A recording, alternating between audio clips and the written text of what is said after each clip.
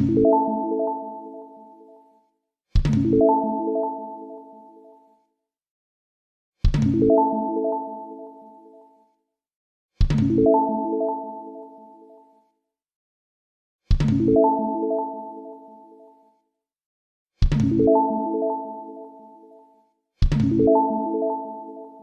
My dear friends, कैसे हैं आप लोग? आई होप सब अच्छे से होंगे। तो आज की क्लास में हम देखने जा रहे हैं व्यू टैब।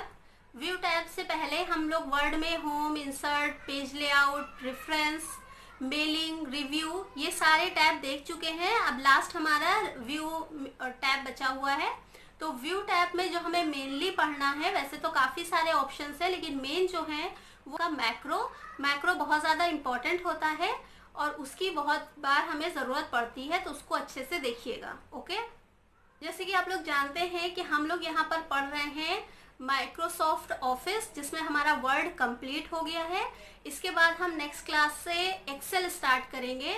एक्सेल में जो फर्स्ट वीडियो होगी वो आपकी टैली एक्सेल की स्क्रीन की होगी, यानी कि एक्सेल की स्क्रीन में सेल, कॉलम, रो, इन सब के बारे में हम अच्छे से पढ़ेंगे और उसके बाद सारे ऑप्शंस भी पढ़ेंगे, सारे फॉर्मूलाज भी पढ़ेंगे। एक्सेल की बहुत ज़्यादा इम्पोर्टेंस होती है हर जगह पर, हर फील्ड में।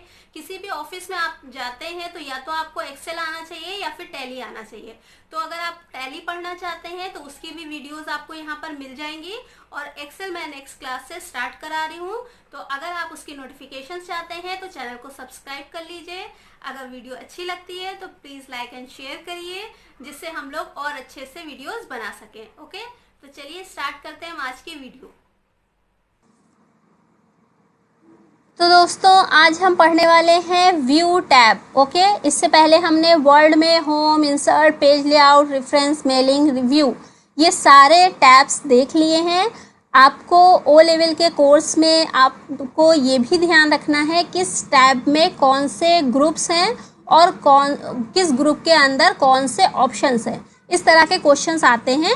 जैसे कि हम व्यू में देख रहे हैं कि ये फर्स्ट हमारा जो ग्रुप है वो है डॉक्यूमेंट व्यू, सेकेंड हमारा ग्रुप है शो हाइड, और थर्ड हमारा है जूम, फोर्थ है विंडो, और लास्ट है हमारा मैक्रोज। ओके, तो इस तरह से किस ग्रुप में क्या चीज़ है इसका भी आप ध्यान रखिएगा। मैंने ये सिर्फ एग्जाम्पल दिया है, आप बाकी के सारे टैब में ये चीज़ ध्यान से देख लीजिएगा। इससे कम 2 से 3 क्वेश्चंस आपको ज़रूर मिलेंगे, तो थोड़ा अच्छे से ध्यान से देखिएगा स्क्रीन को। इसीलिए मैंने फर्स्ट क्लास में आपको बताया था कि होम में जो भी ग्रुप हैं उनके सबके नाम लिख लीजिएगा, एक कॉपी बनाइएगा, उसमें आप सारे टैब नोट करिएगा। अगर आप कर सकते हैं तो उसे कलरफुल पेज पे निकाल के रख लीजिए, और नहीं कर सकते हैं तो कॉपी पे बना लीजिए। ओके, ये बताने का रीज़न सिर्फ यही था। उसके अलावा मैं लास्ट में आपको जो भी शॉर्टकट कीज़ रह गई हैं, हमने यूज़ की थी, उन्हें मैं एक साथ दे दूँगी। उसके अलावा कुछ कंट्रोल के साथ, जैसे ABC अल्फ़ाबेटिकल ऑर्डर में दे दूँगी, जो आसानी रहे आपको याद करने में। ओके, तो आपको काफ़ी चीज़ें मैं इसमें लास्ट में प्रोवाइड कराऊंगी आज, क्योंकि वर्ड की लास्ट क्लास होगी। इसके बाद हम एक्सेल स्टार्ट कर रहे हैं। ओके, तो आपको कुछ भी पूछना हो, कोई भी प्रॉब्लम हो तो प्लीज़ कमेंट करिएगा। मेरे चैनल पर डिस्क्रिप्शन के लास्ट में आपको व्हाट्सएप नंबर और ईमेल आईडी भी मिल जाएगी, आप मुझे वहाँ पर भी कांटेक्ट कर सकते हैं। ओके, तो जो भी कुछ आप क्वेश्चन करेंगे जिस भी तरह से, मैं उसका रिप्लाई ज़रूर करूँगी। ओके, तो चलिए हम लोग स्टार्ट करते हैं आज की क्लास। इसमें है व्यू के लिए देखिए, सबसे पहले ज़रूरी है आपके पास कोई अच्छा सा डॉक्यूमेंट हो, यानी जिसमें काफ़ी कुछ लिखा हो। तो मेरे इस डॉक्यूमेंट में काफ़ी कुछ लिखा हुआ है, तो आप लोग को अच्छे से समझ में आए इसी के लिए मैंने ये पहले से लिख कर रखा हुआ है। ओके, तो 22 या 3 पेजेस हैं हमारे पास यहाँ पर। तो यहाँ पर हम देख रहे हैं print layout. Okay, print layout क्या होता है? वो व्यू जहाँ पर पेज प्रिंट होने पर जैसा दिखेगा वैसा ही पेज से हमें यहाँ दिखाई देगा। ओके, तो कुछ ख़ास अभी तो हमें नहीं समझ में आ रहा है। हम एक काम करते हैं, इसमें लगा लेते हैं पेज नंबर और हेडर एंड फुटर। आपको आता होगा पेज नंबर, मैं इससे पहले आपको बता चुकी हूँ पेज नंबर भी और हेडर एंड फुटर भी। तो मैं वही लगा ले रही हूँ जिससे आपको पता चले कि प्रिंटेबल क्या है और प्रिंटेबल क्या नहीं है, तो कैसे हमें दिखाई देगा, ये हमें कैसे पता चलेगा। ओके, तो ये हमारा पेज नंबर आ गया है, हमने ये पेज नंबर सेंटर में ले लिया है। और उसके अलावा हम फुटर ले रहे हैं। इंसर्ट में हमारा फुटर हो जाएगा। ओके, तो फुटर में हमने लास्ट में फुटर ले लिया है, इस पर हम नाम लिख देते हैं। मान लीजिए हमने लिख दिया CKC, और इसको हम थोड़ा सा बड़ा भी कर लेते हैं, बोल्ड इटैलिक भी कर लेते हैं। ओके, तो ये हो गया हमारा। ठीक है, अब हम अगर इस पेज को देख रहे हैं तो यहाँ पर हमें नीचे की तरफ CKC और पेज नंबर भी दिखाई दे रहा है और ऊपर भी पेज नंबर दिखाई दे रहा है, यानी ये सब कुछ प्रिंटेबल है। उसके अलावा यहाँ पर हमने फुटनोट जो लगा रखा था वो भी हमें दिखाई दे रहा है। लेकिन जब हम व्यू के सेकेंड ऑप्शन पर जाएंगे, फुल स्क्रीन, तो ये फुल स्क्रीन रीडिंग में हमें जैसे कि दिखाई दे रहा है। यहाँ पर फुल स्क्रीन में पेजेस, ये बहुत छोटा छोटा कुछ लिखा हुआ है, हमें बिल्कुल भी समझ में नहीं आ रहा है। तो हम इसको जो है अगर यहाँ पर चेंज करना चाहें तो हम चेंज,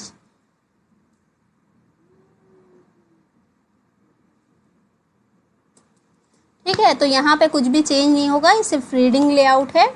उसके अलावा हमें बहुत छोटा छोटा दिखाई दे रहा है और यहाँ पर पेज नंबर नहीं दिखाई दे रहा है।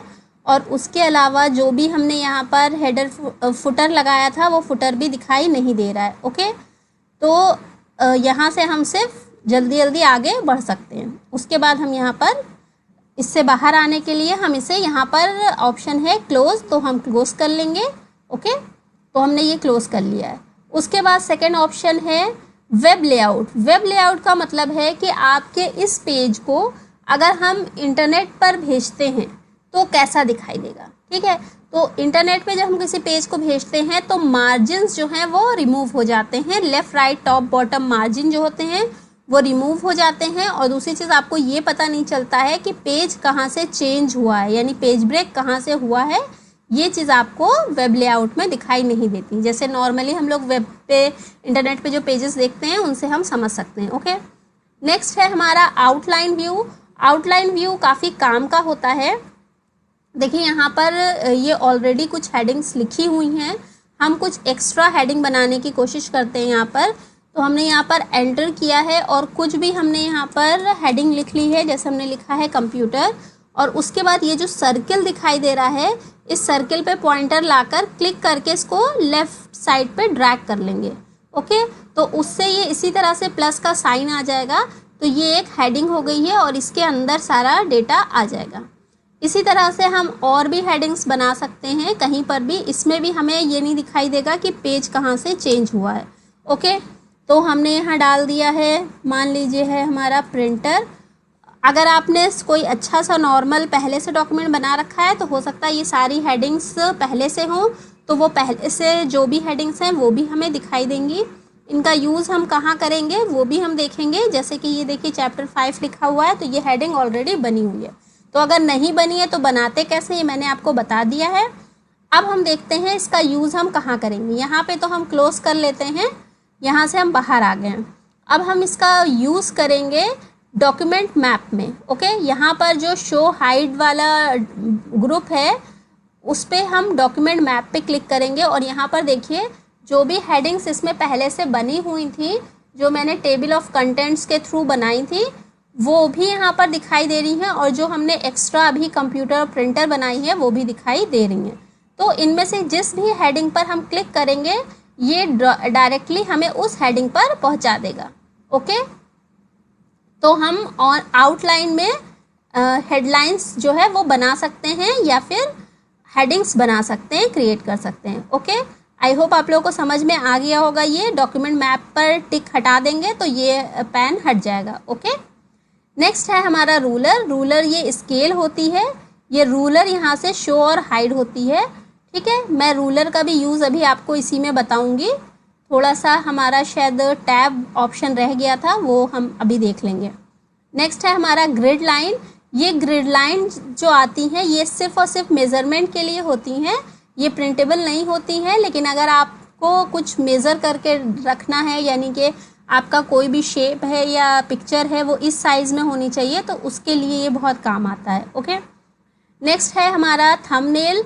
तो थंबनेल के बारे में आप जानते ही हैं, थंबनेल पे क्लिक करने पर यहाँ पर छोटे छोटे पेजेस आ जाते हैं और हम इन पेजेस पे क्लिक करके डायरेक्टली किसी भी पेज पे जल्दी से पहुँच सकते हैं। ओके, उसके बाद नेक्स्ट हम बात करते हैं जूम। जूम में यहाँ पर 100% है और जब हम जूम पर क्लिक करेंगे तो यहाँ पर 175 और 200 ऑप्शंस दिखाई दे रहे हैं। अगर इससे कम ज़्यादा करना होगा तो हम यहाँ पर इस तरह से कर सकते हैं। ओके, इसके अलावा पेज विड्थ ले सकते हैं, टेक्स्ट विड्थ ले सकते हैं, होल पेज ले सकते हैं, जो भी हम चाहें वो उसके हिसाब से लगा सकते हैं। तो अगर हम इसको जूम कर देते हैं तो ये ओके करने पर ये इस तरह से जूम हो जाएगा। ये जूम इन और जूम आउट हमें यहाँ पर देखिए लास्ट में जो स्टेटस बार होता है इस पर भी दिखाई दे जाएगा। तो यहाँ से जूम आउट होता है और यहाँ से जूम इन होता है। ओके, आई होप ये चीज़ आपको समझ में आई होगी। अब इसमें हमें एक चीज़ आपको बतानी है जो मोस्टली आती है, उसके लिए हम क्या करते हैं, यहाँ पर हम लिख रहे हैं 800। ओके, 800% लिख कर जब हम तो यहाँ पर देखिए बता रहा है the number must be between 10 and 500। Okay, यानी कि जूम जो होता है वो मिनिमम 10 होता है 10% और मैक्सिमम 500% होता है। तो ये पूछा जाता है कि मैक्सिमम इसकी लिमिट क्या है, वर्ड में जूम की मैक्सिमम लिमिट क्या है। एक्सेल में अलग होती है, वर्ड में अलग होती है, तो इसका ध्यान रखिएगा आप लोग। ओके, तो आई होप ये चीज़ आपको समझ में आ। अब हम यहाँ पर इसको 100 ही कर लेते हैं जिससे हम नॉर्मल पेज पर पहुँच पाएँ। ओके, तो ये हमने 100 कर लिया। ओके, उसके बाद वन पेज हमें एक पेज पूरा एक साथ दिखाई दे जाएगा। तो अगर हमने कोई पिक्चर लगाई है या कुछ भी हेडिंग्स वगैरह दी हैं तो हमें पता चल जाएगा कि कहाँ पर किस तरह से दिखाई दे रही हैं। 2 पेजेस लगाते हैं तो एक साथ 2 पेजेस दिखाई दे जाएंगे। ओके, और उसके बाद पेज विड्थ लगा देते हैं तो पूरा पेज जो है उसकी जितनी भी विड्थ होगी वो सब हमें यहाँ पर पूरा एक साथ दिखाई दे जाएगा। ओके, आई होप आपको ये समझ में आया होगा। फिर है न्यू विंडो। न्यू विंडो का मतलब है ये हमारी फाइल का नेम है रेफरेंस रिवाइज। ओके, अगर हम न्यू विंडो पर क्लिक करते हैं तो रेफरेंस रिवाइज 2 यानी कि उसी की डुप्लीकेट कॉपी बन जाती है। ये आप समझ लीजिए कि कोई फाइल है और उस फाइल की फ़ोटोकॉपी करा दी तो वो उसके जैसी दूसरी हो गई, सेम वही काम यहाँ पर होगा। ओके, उसके बाद है अरेंज ऑल। अरेंज ऑल का मतलब है जितनी भी फाइल्स आपकी यहाँ पर खुली हुई हैं उन सारी फाइल्स को आप एक साथ एक स्क्रीन पर देख सकते हैं। तो उसके लिए हमें ज़्यादा सी फाइल ओपन करनी चाहिए। तो यहाँ पर 3 फाइल्स हमारी ओपन है तो हम कुछ और फाइल्स को ओपन कर लेते हैं। जैसे कि ये हमारी 14 अगस्त के नाम से है एक फ़ाइल। उसके अलावा मैं और भी खोल रही हूँ।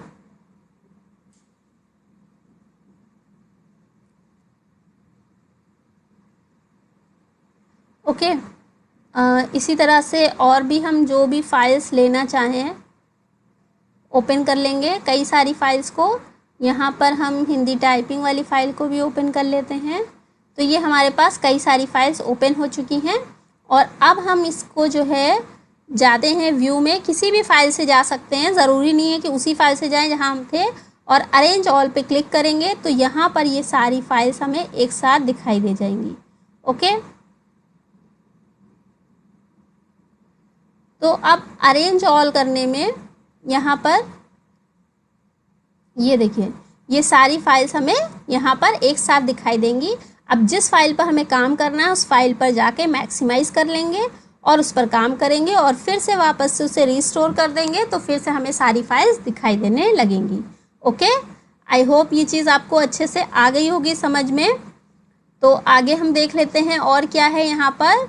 व्यू साइड बाय साइड, जो एक फ़ाइल हमारी दिखाई दे रही है उसके बराबर में हमें एक साथ दूसरी फ़ाइल कोई देखनी है तो कौन सी देखनी है। मान लीजिए हमें हिंदी टाइपिंग की फ़ाइल देखनी है तो यहाँ पर क्लिक करके ओके कर लिया है। हिंदी टाइपिंग के बारे में भी मैं वीडियो बना चुकी हूँ, अगर आपने नहीं देखी है तो देख लीजिएगा, आपको प्लेलिस्ट में मिल जाएगी। ओके, तो आई होप आपको समझ में आ गया होगा। उसके बाद यहाँ पर देखिए स्विच विंडो है। स्विच विंडो का मतलब है कि यहाँ पर जितनी भी फाइल्स ओपन है उसमें से आप किसी भी फाइल पे जा सकते हैं तो हम यहाँ पर क्लिक करके इस फाइल पर आ सकते हैं या इस फाइल को खोल सकते हैं। जैसे यहाँ पर क्लिक करेंगे तो यहाँ से भी हम खोल सकते हैं, यानी टास्क बार से भी, और टास्क बार से ना करना चाहें तो हम स्विच विंडो से भी कर सकते हैं। ओके, तो हम लोग पढ़ लेते हैं टैब के बारे में, टैब बटन का क्या यूज़ होता है।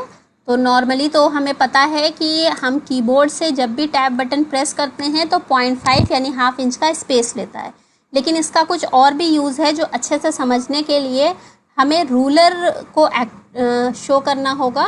यहाँ पर रूलर हमारी आ गई है, शो हो गई है। अब हमें क्या करना है, इसको लेफ़्ट में लगाना है। कंट्रोल L कर लिया हमने, लेफ़्ट में आ गया हमारा टैब।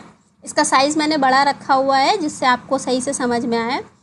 अब हमें क्या करना है, यहाँ पर हम जाते हैं पैराग्राफ में।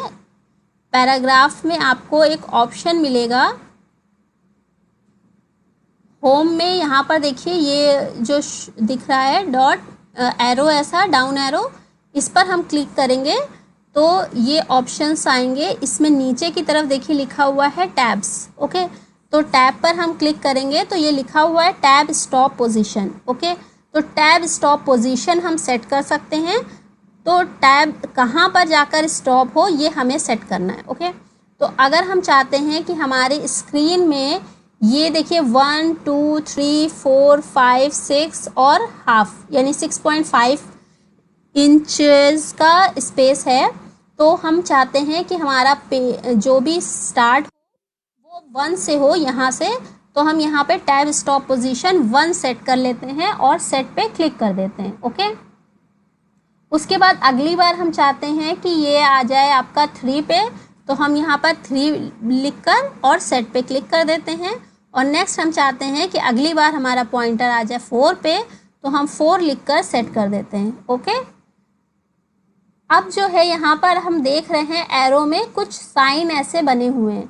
इस साइन का मतलब है कि जब भी हम टैब बटन प्रेस करेंगे तो हम उसी जगह पर डायरेक्ट पहुँच जाएंगे जहाँ पे ये पॉइंटर आपको ये दिख रहा है। ओके, तो जैसे कि हमने यहाँ लिखा है नेम और टैब बटन प्रेस किया है तो ये आ गया है हमारा बीच में, और यहाँ पर हमने कोलन का साइन लगा दिया है। और फिर उसके बाद टैब बटन प्रेस किया है और यहाँ हम नाम लिख लेते हैं। तो हम किसी का नाम लिख लेते हैं, किसका लिख लेते हैं, हम लिख लेते हैं अमित कुमार।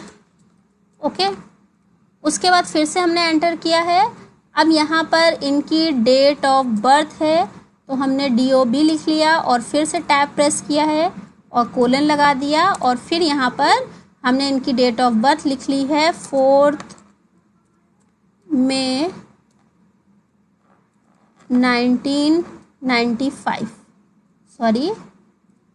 1995। ओके, नेक्स्ट हमने यहाँ पर इनका एड्रेस लिख लिया है। ओके, तो हमने यहाँ पर टैब बटन प्रेस किया और ये यहाँ आ गया। ओके, आई होप आपको समझ में आया होगा कि एक के नीचे एक इस तरह से लाने के लिए हम टैब बटन का यूज़ करते हैं। उसके अलावा ये टैब स्टॉप पोजीशन को हम डायरेक्टली भी सेट कर सकते हैं। अगर हम टैब ऑप्शन में ना जाएं तो हम डायरेक्टली यहाँ पर इस पर क्लिक करके भी हम इसे सेट कर सकते हैं। यानी कि अगर हम यहाँ पर क्लिक कर दें, ठीक है, तो ये आप देख रहे हैं कि ये यहाँ पर आ गया है। ओके, और या फिर हम इसको बढ़ा दें। ठीक, तो अब हम जब भी यहाँ पर क्लिक करेंगे तो ये डायरेक्टली इस तरह से आ जाएगा। ओके, तो आई होप ये आपको समझ में आया होगा। ठीक, तो ये हो गया हमारा टैब।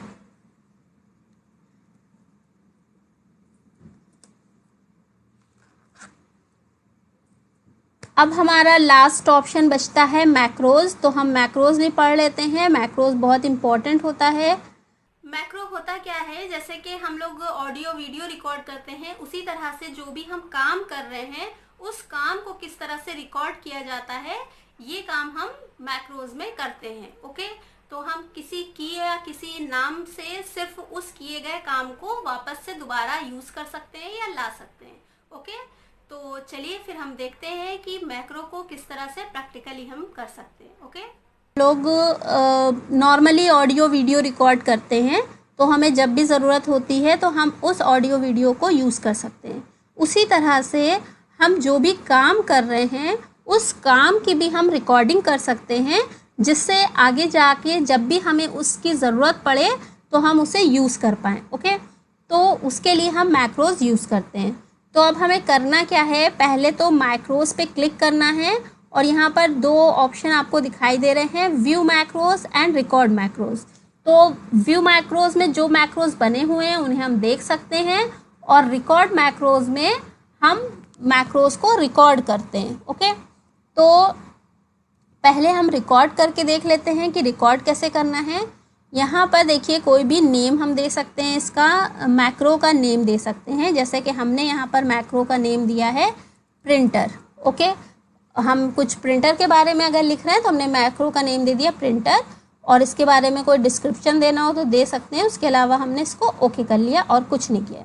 यहाँ पर देखिए ये पॉइंटर का साइन चेंज हो गया है, इसका मतलब है रिकॉर्डिंग स्टार्ट हो गई है। अब रिकॉर्डिंग स्टार्ट होने के बाद हम कुछ भी लिखते हैं, जो कुछ भी हम लिखना चाहते हैं वो लिख लेते हैं।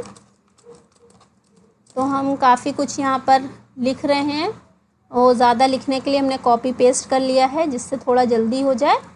ओके, उसके बाद हम यहाँ पर कोई पिक्चर इंसर्ट करा सकते हैं, जैसे कि हमने यहाँ पर कर्सर रखते हुए इंसर्ट में गए और पिक्चर पे क्लिक किया है और ये पिक्चर का हमें बॉक्स दिख रहा है, तो हम यहाँ से कोई भी पिक्चर ले सकते हैं। डॉक्यूमेंट में जाके कोई भी पिक्चर। ओके, तो ये इस तरह की पिक्चर्स हमने ले ली यहाँ पर। ओके, उसके बाद जो है हम नीचे आते हैं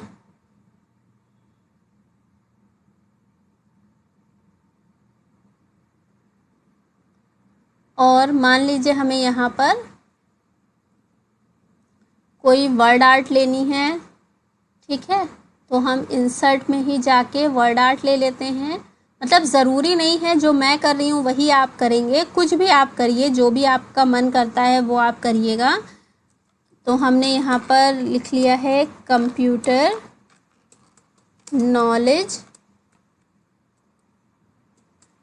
और सेंटर। ओके कर लेते हैं इसके बाद। तो ये हमारी वर्ड आर्ट आ गई।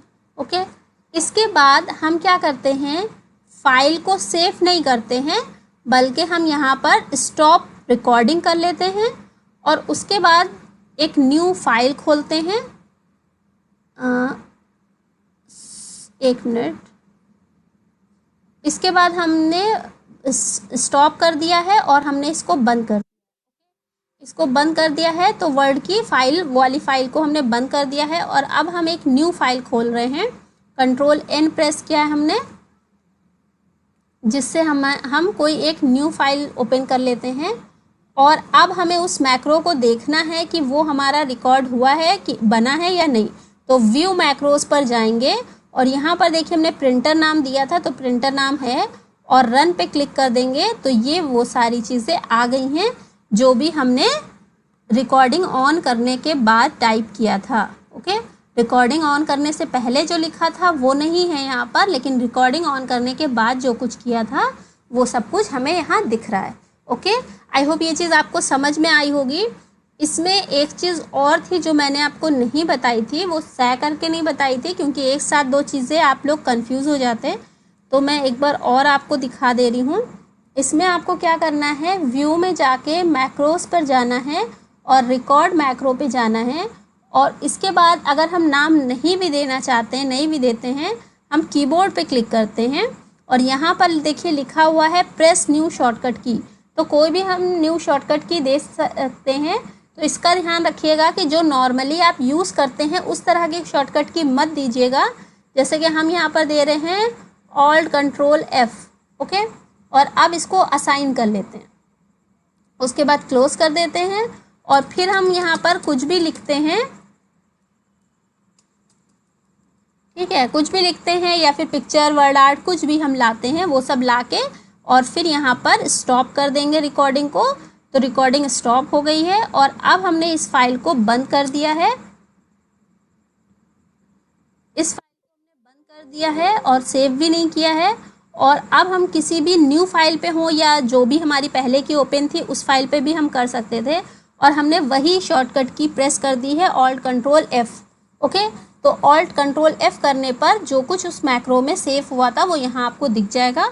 और उसके अलावा हम व्यू में जाके जब हम मैक्रोस पे जाएंगे तो वहाँ से भी हमें मिल जाएगा वो ऑप्शन। ओके, यहाँ पे मैक्रो 1 था, वो पहले वाला हमारा प्रिंटर था, तो हम इसको रन कर सकते हैं। और अगर हम प्रिंटर वाले को भी लाना चाहें तो हम उसे भी ला सकते हैं। ओके, तो आई होप ये चीज़ आपको समझ में आई होगी। उसके अलावा हम पॉज रिकॉर्डिंग कर सकते हैं, यानी कि हमने थोड़ा काम किया उसको रिकॉर्ड कर लिया, बीच में फिर थोड़ा किया उसको रिकॉर्ड नहीं करना है तो हमने पॉज कर दिया। ओके, तो ये सारी चीज़ें भी हम कर सकते हैं।